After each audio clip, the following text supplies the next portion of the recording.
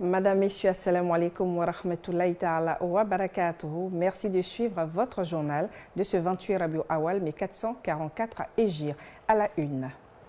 La deuxième édition de la journée de la femme musulmane a eu lieu samedi à Cocody. Des participants de haut rang ont échangé sur le rôle primordial de la femme musulmane dans la société.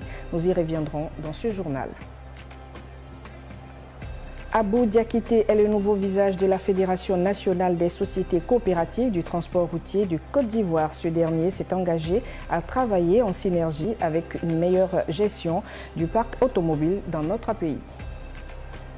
Et puis nous irons en fin de journal à l'intérieur du pays où le lycée moderne de Dodiéné fait peau neuve avec la construction d'un nouveau bâtiment, une initiative du conseil régional du Kabadougou. Merci de vous informer sur la télévision Al Bayan. Vendredi dernier, l'équipe de la radio-télévision Al Bayan s'est rendue à la mosquée Al-Mami Tongara dans la commune d'Abobo. La question de la solidarité et de la fraternité était au centre du sermon de l'imam Diarra Moussa. Le compte-rendu de Yacoub Koni. Comme à l'accoutumée, les musulmans sont sortis massivement pour accomplir les deux unités de prière du vendredi à la mosquée Al-Mami Tongara d'Abobo. Sur le minbar, l'imam Moussa Diarra a édifié l'auditoire sur la fraternité en islam. Chers frères et sœurs, nous parlons de la solidarité en islam. Car la solidarité, c'est le gage de la stabilité sociale. Demandons aux fidèles aussi de manifester leur foi, de manifester leur solidarité envers le groupe Al Bayan. La fraternité et la solidarité sont des vœux chers à la consolidation de la paix sur le sol ivoirien. L'appui des musulmans est judicieux à la réalisation de cet idéal national. Les fidèles semblent avoir été conquis par le message du guide religieux. L'imam a parlé de la solidarité. Et la solidarité, c'est l'amour. Et l'amour, c'est la fraternité aussi. Vraiment, je suis fier de Al Bayan aujourd'hui. Il nous permet d'être regardés partout dans le monde. Grâce à Al Bayan, tout le musulman est fier. Ce jour, le sermon de l'imam a été vraiment un sermon magnifique. Parce qu'il s'agissait de solidarité, d'entraide, d'aide, de réconfort. Parce que moi, c'est comme ça que j'ai compris. L'imam a dit aussi que quand on regarde notre communauté, on a beaucoup de nos enfants qui ne vont pas à l'école, faute des moyens. Maintenant, si toi, tu prends tes moyens pour aller aider ceux-là, c'est mieux que d'aller faire le parrainage dans un maquis et autre chose après pour dire que les enfants musulmans ne sont pas bien. La solidarité, thème de ce sermon, se justifie aussi par des actes concrets. Les fidèles de la mosquée Al-Mami Tongara se sont manifestés pour soutenir la radio-télévision Al Bayan afin de continuer à véhiculer le message authentique de l'islam. L'équipe du sermon du vendredi se rendra la semaine prochaine à la mosquée Nasrullah des deux plateaux Agban. Notons que la somme de 214 220 francs a été récoltée après la prière de Juma à la mosquée Al-Mami Tongara. La Ligue islamique des prédicateurs de Côte d'Ivoire, l'IFSI, a tenu samedi dernier la deuxième édition de la journée de la femme musulmane. Une activité placée sur le thème « Le rôle de la femme musulmane dans l'éducation d'une génération réussie ». Et c'est la commune de Cocody qui a accueilli cet événement religieux. Le récit de Kanaté Kassoum. Elles sont venues nombreuses de toutes les sections féminines du pays pour participer à cet événement majeur. Une journée durant laquelle une centaine de femmes ont été instruites sur l'importance du rôle de la femme musulmane dans l'éducation, une plus-value dans ce mois dédié à la sensibilisation sur le cancer du sein. C'est naturel, hein? Nous sommes dans ce mois-là où la femme est célébrée. Et puis nous sommes des prédicateurs. Nous entendons beaucoup de discours à l'endroit de la femme qui ne sont pas collés avec ce que Dieu a établi pour la femme, avec ce que le prophète nous a enseigné à propos de la femme. Ce qu'on peut retenir de ma conférence, qu'une femme est une école, une femme est une éducatrice. La former, c'est former une nation. Quand la femme est bien éduquée, c'est la nation qui en bénéficie très bien. Marraine de cette activité, Sita Ouattara, maire de la ville de Béléban, a salué cette action des femmes de la LIFSI avant de les exhorter à devenir des exemples dans la société. C'était tout à fait normal que j'accepte d'être marraine. Et surtout qu'on parlait des femmes, non seulement de l'éducation des enfants, et de l'éducation aussi de l'autonomisation des femmes. C'est pourquoi j'ai adhéré tout de suite à la cause et j'ai accepté d'être la marraine. La présidente de la section féminine de la LIPSI a encouragé l'engagement de ses sœurs dans la promotion de l'islam en Côte d'Ivoire. Le choix d'une telle thématique revêt une importance indéniable, d'autant plus qu'elle représente une invite à nos sœurs afin qu'elles prennent connaissance et conscience de la place qui leur est attribuée par l'islam dans la construction d'une société équilibrée, moderne, solide et exemplaire. Des prix ont été décernés à des femmes pour leur soutien. La marraine a offert un fonds pour l'autonomisation des femmes de la LIPSI. Ouvrons à présent le chapitre Maoulid. La communauté Majlis Khairul Anam a commémoré samedi 15 octobre dernier la naissance du prophète Mohammed sallallahu alayhi wa sallam. C'était à la mosquée Abou Bakr Siddiq d'Angré, Bessikwa, Abdoulakim Odouloye. Ils sont venus nombreux rendre hommage au messager d'Allah alayhi salam lors de la 8e édition du Maulid organisée par le guide spirituel du Majlis, l'imam Koubema Yacouba. L'imam principal de la mosquée Abou Bakr Siddiq a souligné l'importance de cette célébration. Souvent il est important que dans le mois qui a vu la naissance du prophète, qu'on ne passe pas d'une manière silencieuse la naissance du prophète sallallahu alayhi wa sallam. Il faut manifester cela. Et cette manifestation a plusieurs manières. Donc nous l'avons commencé avec la lecture du Coran. Nous l'avons aussi manifesté cela avec plusieurs fois, plus de 2 millions de fois, la salat sur le prophète sallallahu alayhi wa sallam. Pour les participants à ces Maoulids Nabi, c'est un moment de reconnaissance. Bon, comme ce n'est pas la première fois, mais ce que je peux dire qu'au fur et à mesure, ça prend de l'ampleur et ils sont bien organisés. Et vraiment, les doigts que le chef spirituel a fait, vraiment, c'était formidable. Que Dieu accepte tout et que Dieu agrée, que Dieu nous donne pour l'année prochaine en bonne santé. Oui, nous sommes assistés à cette cérémonie. Nous sommes très contents. Nous sommes contents. On salue le guide spirituel, l'imam Yacoub Mbema. Nous le saluons pour tout ce qu'il fait pour nous. Après 10 jours de célébration du Maulid du prophète de l'Islam, aux 2 plateaux, la communauté du Majlis du meilleur des êtres a achevé ses festivités par des bénédictions sur le prophète en présence de plusieurs guides religieux.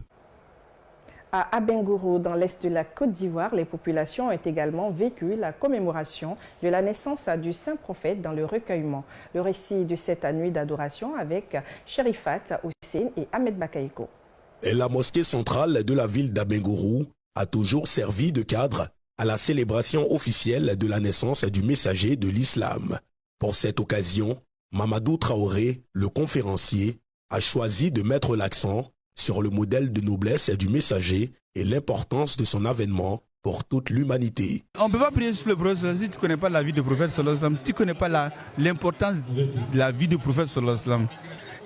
Cela veut dire que si tu connais le prophète, la valeur du prophète sallallahu alayhi wa sallam, que Dieu même a dit que lui me prie sous le prophète sallallahu alayhi wa sallam, là tu ne peux pas jouer avec le prophète. En ce grand jour, les fidèles musulmans se sont mobilisés pour bénéficier des grâces de cet événement annuel. En ce grand jour qui est pour les musulmans, mais aussi pour toute l'humanité, parce que nous savons tous qui est le prophète Mohammed sallallahu alayhi wa sallam. Et nous savons qu'aujourd'hui c'est son anniversaire et c'est une grande nuit. Et tous les fidèles musulmans, tous les croyants sont mobilisés pour cette nuit-là. Après la mosquée centrale, cap sur la mosquée Chérifila à l'autre bout de la ville. Aïdara Chérif Aboubakar, le responsable de la mosquée, à l'instar des autres lieux de culte, a réitéré le message de paix et de cohésion sociale. On ne peut pas estimer la valeur du Mawlud, parce qu'on ne peut pas estimer la valeur du prophète Mohammed alayhi salam. Donc c'est un honneur pour nous, c'est une émotion.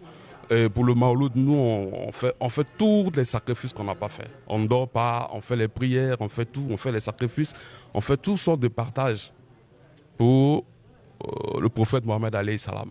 Et cette activité islamique a été ponctuée par des bénédictions pour la paix et la stabilité en Côte d'Ivoire. Un mot de santé. L'association islamique caritative humanitaire Active Aïcha a organisé samedi dernier sa traditionnelle activité Vague Rose consacrée à la lutte contre le cancer du sein. Cette 3e édition s'est tenue dans la commune de Port-Boué. On en parle avec Ouattara Mohamed et Ahmed Bakaïko. La gratuité appelle du monde, mais cela est encore plus évident quand il s'agit d'une cause vitale. Au quartier Jean Folly, les populations sont sortis en nombre se faire dépister du cancer du sein.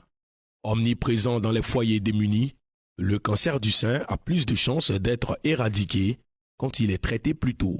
L'appel à lancer ici, c'est de briser le mur de l'ignorance et de briser la peur et de venir vers les médecins pour se faire dépister.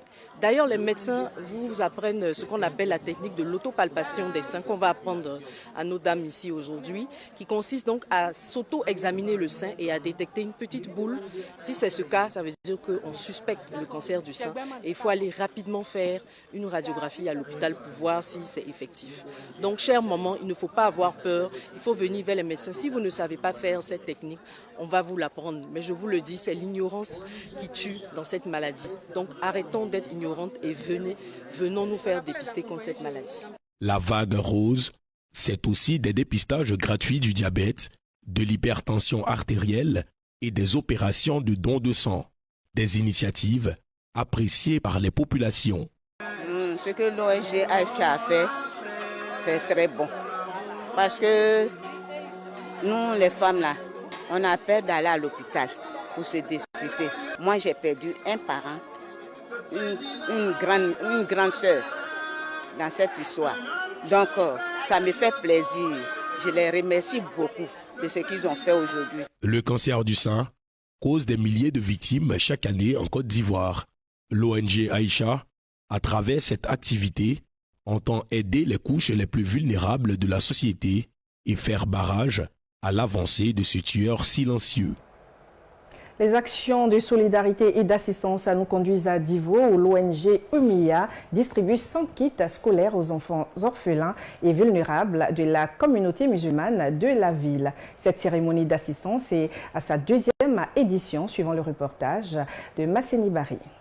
Elle a associé à cet événement des séances de formation et de sensibilisation des mères de famille et des enfants sur les bonnes pratiques éducatives afin d'éviter les fléaux de la drogue et du banditisme. Nombreux sont les mamans qui aujourd'hui sont soucieuses de l'éducation de leurs enfants, mais elles ne savent pas comment s'y prendre.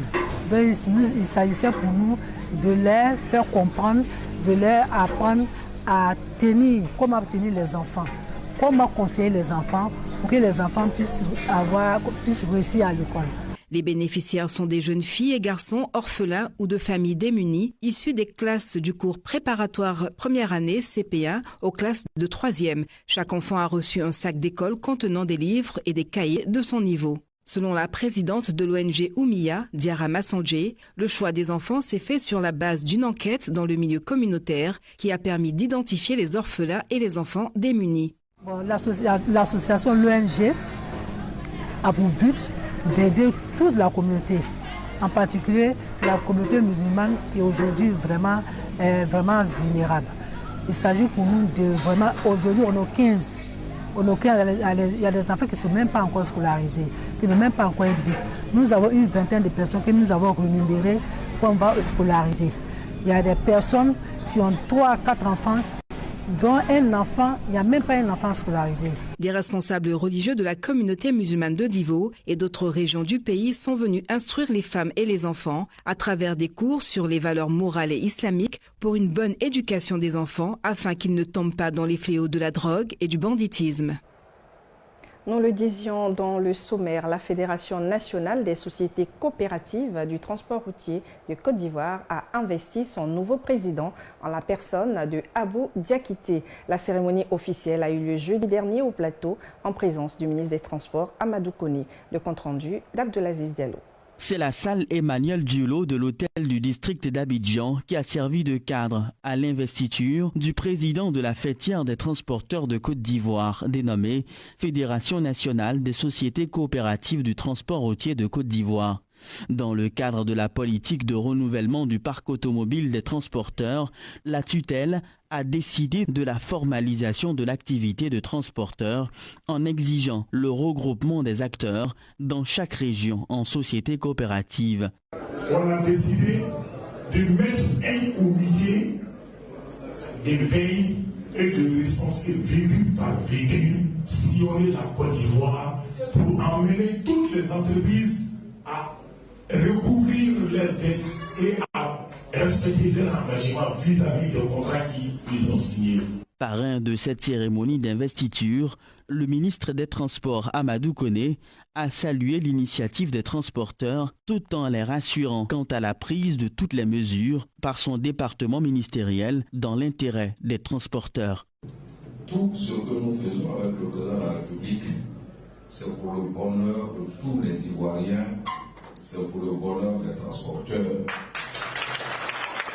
Et je pense que vous l'avez bien compris, parce que je le sens dans le soutien que l'ensemble des fêtières, que le président Touré et vous-même tous apportez au gouvernement dans les efforts de modernisation que nous sommes en train de mener. La Fédération nationale des sociétés coopératives du transport routier de Côte d'Ivoire compte aujourd'hui plus de 28 sociétés coopératives sur les 32 que compte la Côte d'Ivoire et plus de 2000 entreprises dont les bénéficiaires des véhicules du projet de renouvellement du parc automobile. Rendons-nous dans le Kabadougou où le conseil régional continue de s'investir dans l'éducation. Il a agrandi le lycée moderne de d'Odiéné avec la construction d'un nouveau bâtiment. La délégation du donateur est allée s'enquérir de l'état d'avancement des travaux. Le reportage de Sissi Daouda Lachik, Diomandé Bouaké. D'ici peu, c'est un bâtiment flambant neuf qui sortira de terre au lycée moderne d'Odiéné au grand bonheur des pensionnaires de l'établissement. Un projet porté par le conseil régional du Kabadougou avec à sa tête El Adjakone Souleyman. En tant que structure de développement, il était donc bien sûr, j'allais même dire urgent, qu'on puisse mettre en œuvre ce programme qui était déjà dans le programme triennal il y a 3 ans. Et dont la mise en œuvre est effective aujourd'hui.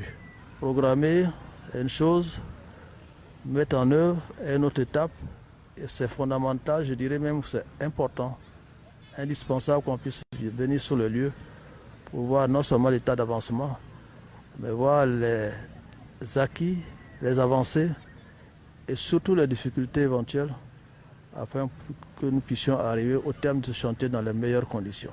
Ce bâtiment de type R+1 est une véritable aide pour le lycée. Les responsables de l'école ont tenu à remercier le président du conseil régional pour cette contribution qui servira à améliorer les conditions de travail des écoliers. Et vraiment, nous voulons vraiment lui dire merci. Merci infiniment. Et surtout, nous prions le Tout-Puissant Allah qui lui donne la santé et une longue vie afin que un autre bâtiment R+1 puisse encore naître au sein du lycée moderne de Dodéné. Peu de temps après la construction d'une clôture et des latrines au sein du lycée moderne d'Odiéné, ce nouvel édifice fait partie d'un programme amorcé par le conseil régional du Kabadougou il y a de cela 3 ans. C'est la fin de ce journal. Merci de votre aimable attention. L'information continue sur l'ensemble de nos portails digitaux. Très belle soirée sur votre chaîne. Wassalamu alaikum wa rahmatullahi ta'ala wa barakatuh.